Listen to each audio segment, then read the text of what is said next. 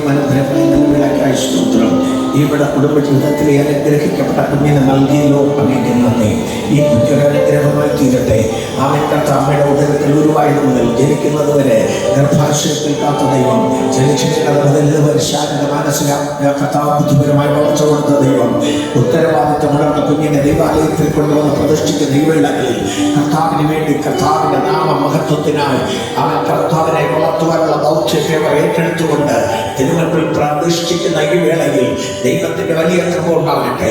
അവൻ ഈ കുഞ്ഞിനെ കർത്താവ് മാതാപിതാക്കളുടെ താല്പര്യപ്രകാരം എന്ന പേർ ധരിപ്പിച്ച് ഈ കുഞ്ഞിനെ അനുഗ്രഹമായി തീരുവാൻ, ദൈവകൃപയിലും മനുഷ്യപ്രീതിയിലും വളരുവാൻ, ശാരീരിക വളർച്ച, മാനസിക വളർച്ച, ആത്മീയ വളർച്ച, വിദ്യാഭ്യാസ സമ്പന്നത ദേശത്തിനും കുടുംബത്തിനും രാജ്യത്തിനും ഒരു അനുഗ്രഹമായി തീരുവാൻ ഈ കുഞ്ഞിനെ ഇപ്പോൾ പിതാവിന്റെയും പുത്രന്റെയും പരിശുദ്ധാത്മാവിന്റെ നാമത്തിൽ ദൈവനാമ മഹത്വത്തിനായി പ്രതിഷ്ഠിക്കുകയാണ്.